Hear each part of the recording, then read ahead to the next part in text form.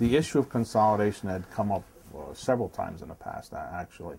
And it was a consolidation committee around 1989 that involved the fire districts in town, and we had a preliminary report put together, and we brought it to the board of directors of all the fire districts, and they kind of shied away from it, and really didn't give us, I should say they shied away from it.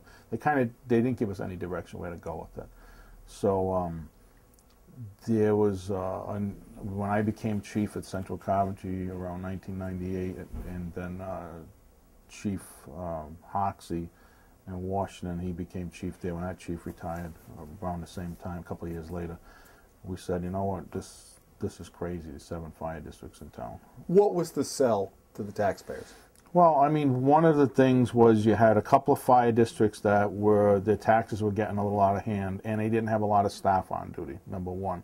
Secondly, if you look down the road and where we were all heading on tax rates, we weren't going to be able to survive individually. Where did cost savings down the line factor in? Did you do any projections Well, yes. on that? Actually, one of the biggest cost savings, number one, was in the pension plan, because we had more people paying in. There was a significant reduction in pension costs. Secondly was insurance. Insurance, or our entire insurance package. If I recall, we saved like almost $30,000 that first year, because all 4 fire districts were paying for their own liability coverage. So I'm paying for it, you're paying for it, the next guy is, the next guy is. Well, we put that into one policy, and it just saved us a tremendous amount of money.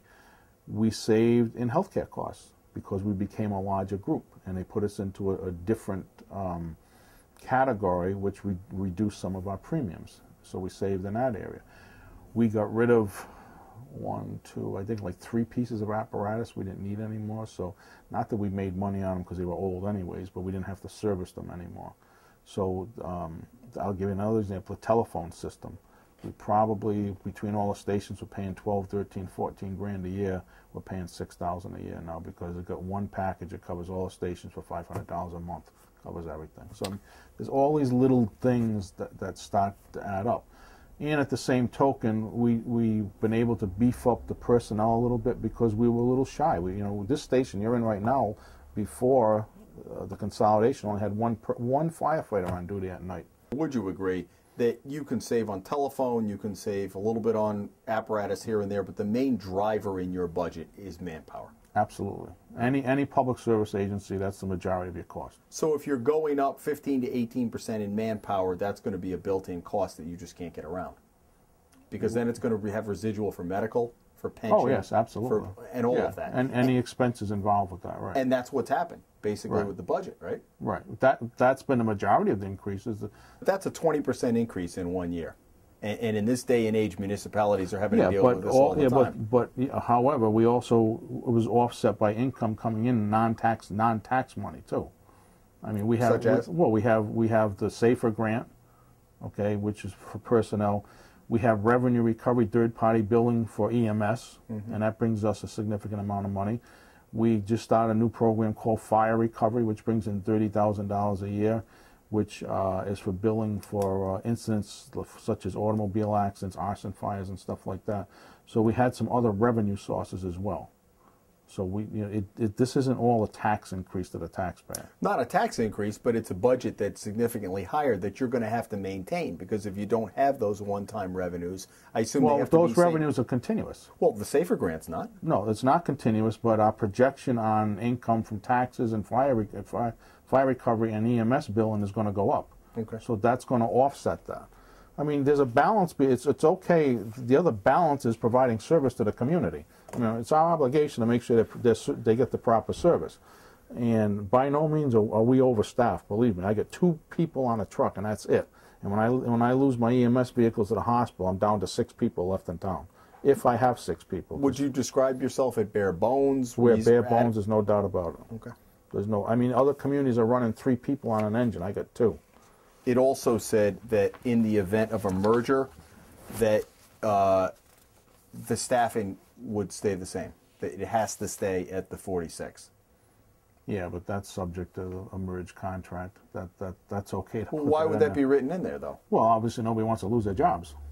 Right, but I mean, if you merge, isn't the thought that there would be consolidation? I mean, look, corporate America is, if you merge, no matter how they try to tell you there's going to be no job cuts, it always happens 6 Right. months or and a year down the line. We didn't cut any jobs the last time we consolidated, and I don't anticipate if we do any other consolidation we'd cut any jobs. Well, that might be at the heart of it, though. People are saying if you're going to consolidate, wouldn't that involve some savings in manpower?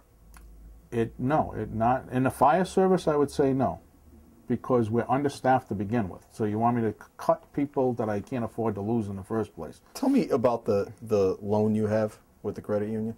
Yeah, it's right now we're paying back the loan.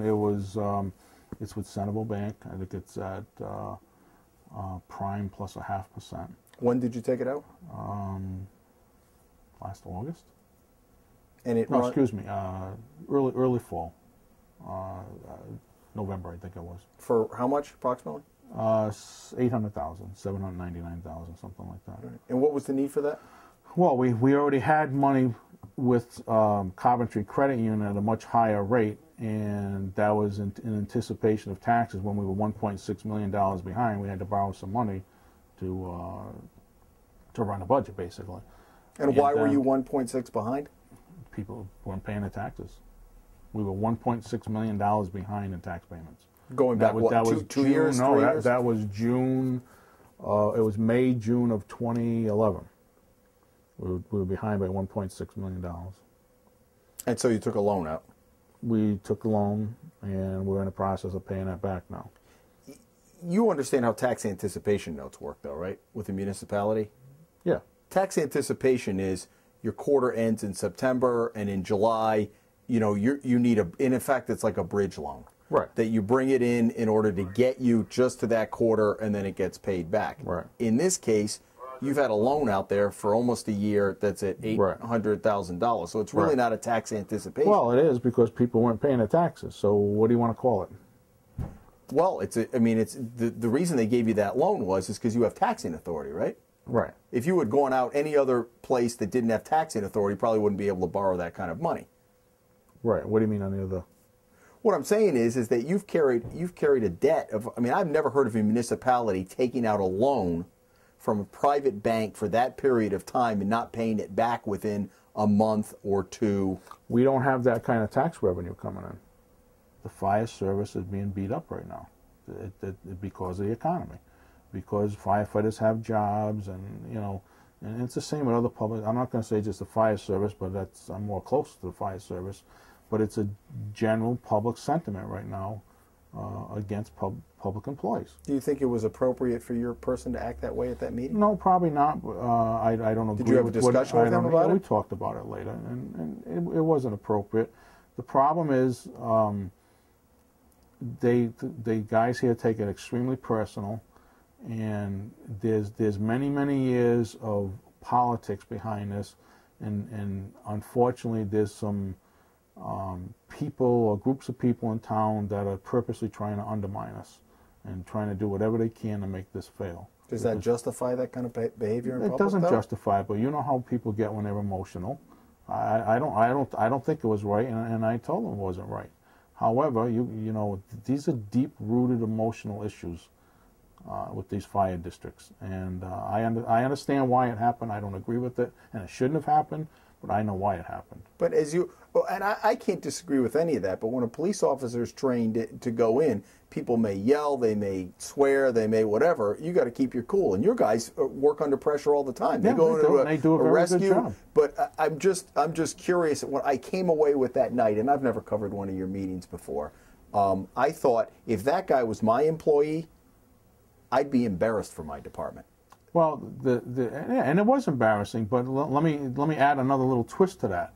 His godfather is John Asselone, and John Asselone that evening chose to put out flyers and be against the fire service. So there was a lot of personal emotion in that particular individual that night, and it's unfortunate that it happened, but it happened, and it was very, very personal to him.